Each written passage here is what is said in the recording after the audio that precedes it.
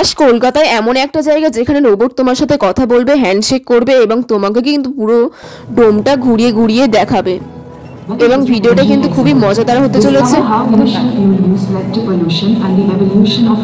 এখানে আসার পর তোমাদের শুধু একটা জিনিসই মনে হবে যে তোমরা টাইম মেশিন করে টাইম ট্রাভেল করে এখানে কিন্তু চলে এসছো এবং ভিডিওটা কিন্তু খুবই ইন্টারেস্টিং হতে চলেছে এবং ফিউচার যে টেকনোলজি আছে সেটার সম্পর্কে এই ভিডিওটা এবং কিন্তু সায়েন্সের পুরোপুরিভাবে ভিডিওটা এবং দেখো এই কিন্তু আউটলুকটাও খুব সুন্দর। তো ভিডিওটা স্কিপ করে একদমই দেখবে না, তাহলে কিন্তু অনেক কিছু মিস করে যেতে পারো। তো চলো শুরু করা যাক। এই ফিউচার সিটিটি হলো ইকো পার্কের solar dome. Guys welcome and welcome back to our channel. তো আজকে আমরা কোথায় যাচ্ছি? ইকো পার্কের রোবট দেখতে। তো চলো বেশি কথা না বাড়িয়ে ভিডিওটা শুরু করা যাক। তো ফার্স্টে আমরা কোথায় যাব? কোন স্টেশনে? নিমদাঙ্গড়ি স্টেশন। নিমদাঙ্গড়ি স্টেশন যাব এবং সেখান থেকে হচ্ছে কিনা শিয়ালদাতে যাব এবং শিয়ালদার ওখান থেকে বাস আছে, ওখানে ডিরেক্ট বাস 25 টাকা করে ভাড়া নেয়। তো সেটাই আর কি যাবো আমরা। তো তোমরা যদি ইকো পার্ক যেতে চাও, ইকো পার্ক অ্যাকচুয়ালি ফেমাস, কিন্তু তাও যদি তোমরা না চিনে থাকো তো তোমরা হচ্ছে কিনা শিয়ালদা স্টেশনে যে কোনো স্টেশন থেকে আসতে পারো, এসে কিন্তু ওখান থেকে বাস, টোটো, ট্যাক্সি সবই পাওয়া যায়। আমরা শিয়ালদাতে চলেই এসেছি। শিয়ালদা থেকে ইকো পার্কের বাস ধরে নিয়েছি। সামনে যে রাস্তাটা আছে ওখান থেকে আমরা হেঁটে হেঁটে সোলার ডোমে চলে গেছিলাম। কিন্তু ইকো পার্কে 30 টাকা দিয়ে টিকিট কেটে 3 নম্বর গেটে চলে গিয়েছিলাম, যেখানে আর কি সোলার ডোমটা আছে। টিকিট প্রাইস সবার জন্য 200 টাকা, রোবট নিলে এক্সট্রা করে 100 টাকা এবং হচ্ছে 3 বছর নিচে বাচ্চাদের কোনো ফিস নেই এবং যদি গ্রুপ করে স্টুডেন্ট আসো তাহলে কিন্তু তাদের জন্য 100 টাকা। আমরা যেহেতু এক্সট্রা করে রোবট নিয়েছিলাম তাই জন্য আমাদের হাতে এই ব্যান্ডেডটা পরিয়ে দিয়েছে। এরপরে আমরা যে রোবটটা ভাড়া নিয়েছিলাম সেটা হচ্ছে এই বাচ্চা পানা রোবটটা এবং এই যে রোবটটা আছে এটা কিন্তু অনেক দূর যাবে তা কিন্তু না, পুরো ডোমটা কিন্তু ঘুরে ঘুরে দেখাবে না, এই জাস্ট হেঁটে 1 মিটার মতো ডিস্টেন্স কভার করবে এবং হচ্ছে কিনা দেখো খেয়াল করে এ কিন্তু হাত দুটো ভালো করে বেশ নাড়াচ্ছে এবং কিছু কিছু ডিস্টেন্স গিয়ে গিয়ে এ কিন্তু কথা বলবে। মানে বেসিক্যালি দেখতে গেলে এ কিন্তু আমাদের tour guide. Your guide for the Solar Dome Museum. Feel free to ask me anything. তিনটে এক্সিবিট আছে এখানে। আচ্ছা, প্রথমটা সিলেক্ট করলে স্টার্ট, ওখানে যাবে, কথা বলা শেষ হবে, দেন আবার নেভিগেশন, এবার সিলেক্ট করে সেকেন্ডটা স্টার্ট। আচ্ছা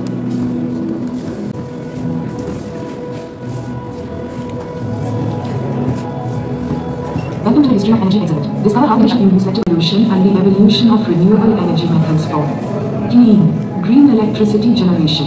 Explore the transition from traditional fuels to sustainable power solutions.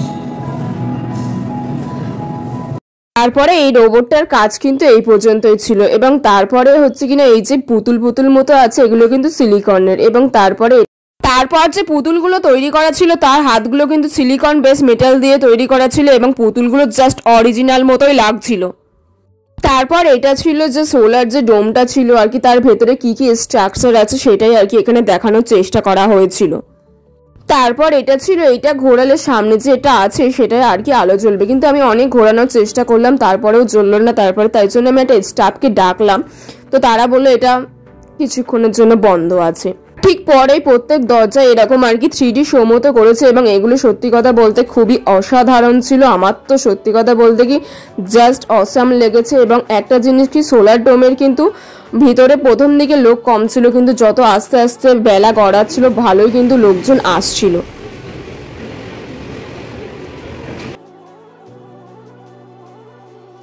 তারপর দেয়ালে দেয়ালে কোন কোন প্রাণী বিলুপ্ত হয়েছে এবং কোন কোন প্রাণী ভবিষ্যতে বিলুপ্ত হতে পারে সেটা সম্পর্কে আর কি প্রত্যেক দেয়ালে দেয়ালে লেখা ছিল এবং সতর্কতা করা ছিল এবং বিশ্ব উষ্ণায়নের ফলে আর কি যেগুলো হচ্ছে সেগুলো আর কি করা ছিল এবং এগুলো কিন্তু পুতুল, কোনো আর কি মানুষ দাঁড়িয়ে নেই এবং ছাগলটাও পুতুলের। এতক্ষণ তোমরা দেখলে গ্রাউন্ড ফ্লোরে যে জিনিসগুলো আছে সেগুলো, এবার আমরা চলে যাচ্ছি ফার্স্ট ফ্লোরে। তো ফার্স্ট ফ্লোরে গিয়ে প্রথমে আমরা যেটা দেখতে পাবো সেটা হচ্ছে কিনা এইরকম একটা মূর্তি আর কি আছে, এটাও কিন্তু সিলিকন বেসড মূর্তি এবং এটা হচ্ছে কিনা একদম পুরো রিয়েল মতো দেখতে এবং এর হাতগুলো যদি তুমি আর কি চাপো তাহলে হচ্ছে কিনা কিন্তু একদম পুরো রিয়েল মানুষের মতোই আর কি হবে।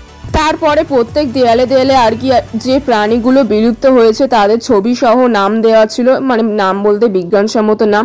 এবং এটা কিন্তু অ্যাকচুয়ালি সিঁড়ি, সেটাই আর কি তোমাদের দেখানোর চেষ্টা করছিলাম আমি এতক্ষণ যে ওটা কিন্তু সিঁড়ি এবং সিঁড়ি বেসিক্যালি কি হয়, সিঁড়ির মতো দেখতে হয়, কিন্তু এটা কিন্তু এরকম কিন্তু 7 তলা পর্যন্ত যেতে হবে, মানে 6 তলা পর্যন্ত আর কি এরকম যেতে হবে এবং এই প্রাণীগুলো আর কি বিলুপ্ত হয়েছে।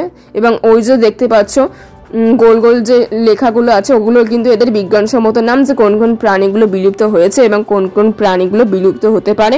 তাই জন্য আমাদের বিশ্ব উষ্ণায়ন কমানোর দরকার এবং প্রচুর পরিমাণে গাছ লাগানোর দরকার, সেখানে আর কি এইসবই বার্তা দেওয়া হয়েছিল। তারপরে এখানে কিন্তু কিছু বসার সিট ছিল এবং এখানে একটা শো চলছিল এবং সেই শোটা কিন্তু আমরা অনেকক্ষণ ধরে উপভোগ করলাম এবং শোতে কিন্তু লোক ভালোই কম ছিল। এবং তারপরে আমরা চলে যাচ্ছি 3 নম্বর। প্রত্যেক ফ্লোরে গিয়ে তোমরা একটা জিনিস কমন পাবে, সেটা হচ্ছে কিনা এরকম ডিজিটাল কিছু আর কি আছে এবং সেখানে কিন্তু তোমরা স্টার্ট বলে একটা অপশান পেয়ে যাবে এবং মেনু বলেও একটা অপশান পেয়ে যাবে। তো ওর মধ্যে কি আছে না আছে তোমরা কিন্তু সেটাকে প্রেস করেই দেখতে পাবে যে কি করে কি হচ্ছে এবং এটা কিন্তু পুরোপুরি একটা এডুকেশনাল আর কি প্লেস।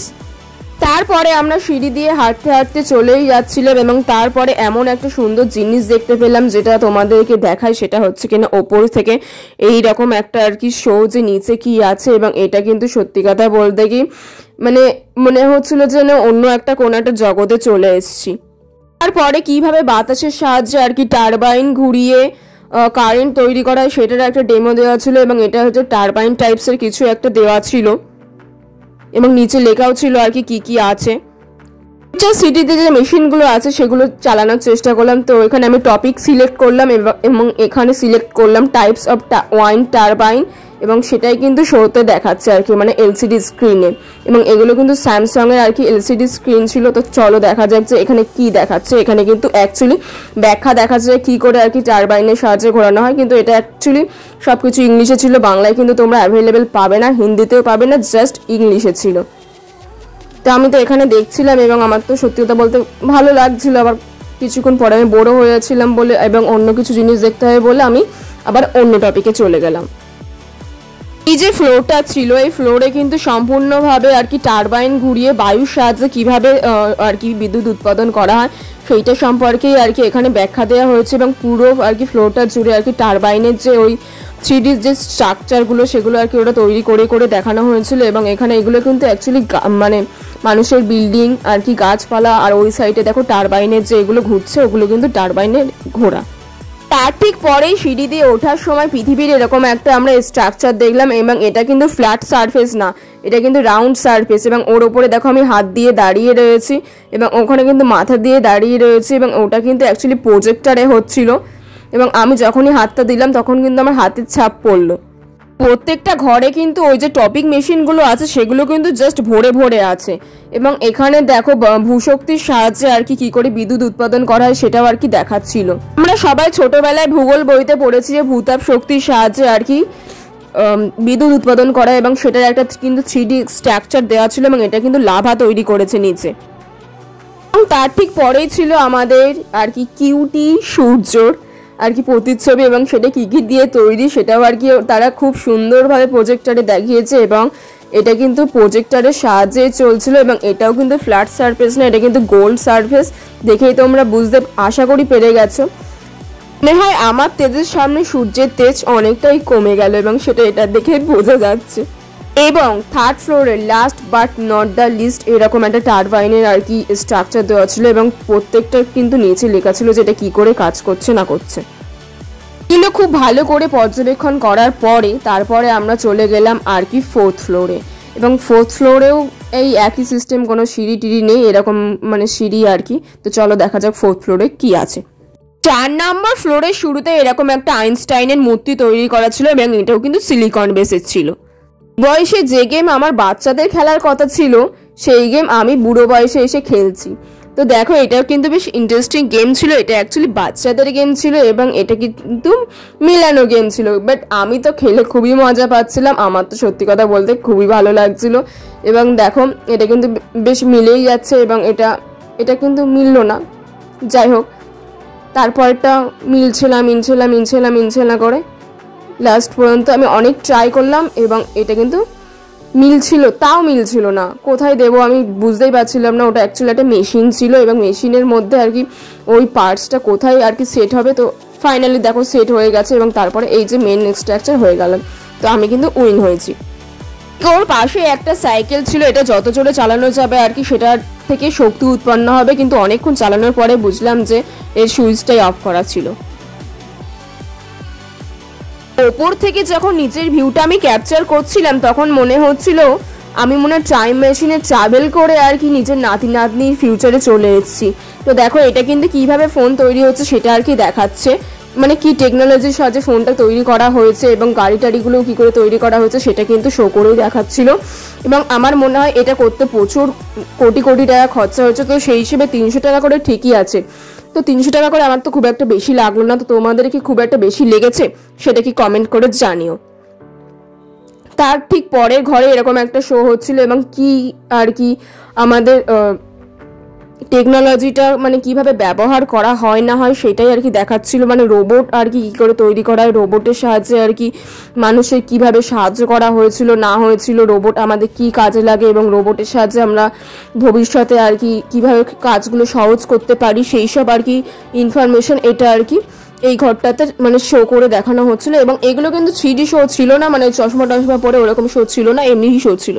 টেকনোলজির কথা হবে আর ইলন মাস্ক থাকবে না সেটা তো হতে পারে না, ইলন মাস্কও এসে হাজির। এবং ইলন মাস্ক কিন্তু যে মানে রুমটাতে রেখেছিল সেখানে কিন্তু বেশ ভালো ভালো টেকনোলজির জিনিসপত্র আর কি রাখা হয়েছিল। তো এটা দেখো একটা ঘরের মধ্যে আর কি বা গাড়ির মধ্যে আর কি একটা মানুষের আর কি রেখে দিয়েছে এবং তার পাশেই একটা কিন্তু রোবট রেখে দিয়েছিল যার পাশে আমি দাঁড়িয়েছিলাম। নিচে একটা রোবট ছিল, তাতে তো হাত দিতে দিচ্ছিল না, তাই এখানে আমি মন ভরে তাকে চুমু খাচ্ছিলাম এবং হাতও দিচ্ছিলাম। 6th ফ্লোরে কিন্তু ফিউচার সিটি তৈরি করা হয়েছিল এবং এটা সত্যি কথা বলতে খুবই সুন্দর ছিল। 6th ফ্লোরে কিন্তু ক্যাফেটেরিয়া আছে এবং তোমরা চাইলে সেখানে যেতে পারো এবং যেখান থেকে এক্সিট তার ঠিক আগে এরকম একটা শপ মতো আছে যেখানে কিন্তু ট্রাইপড এবং বিভিন্ন টাইপসের গ্যাজেটস ছিল, কিন্তু প্রচণ্ড দাম বেশি ছিল তাই জন্য আমি কিছু কিনিনি, কিন্তু তোমাদের যদি টাকা বেশি হয় তোমরা কিনতে পারো। এটা ছিল কৃত্রিম সূর্য আর কি, তো এটা আর কি দিনের বেলা যতটা আর কি হিট দেবে তো এটা কিন্তু তত লাল হবে এবং আজকে হিট কমই ছিল। আমাদের যাওয়ার পালা এবং লিফট থেকে আমরা সোজা গ্রাউন্ড ফ্লোরে চলে আসলাম। এই ছিল আমাদের সোলার ডোমের ট্যুর। এবং যদি তোমাদের ভিডিওটা ভালো লেগে থাকে দেন লাইক করো, লাইক চিহ্নতে, সাবস্ক্রাইব করো। টাটা।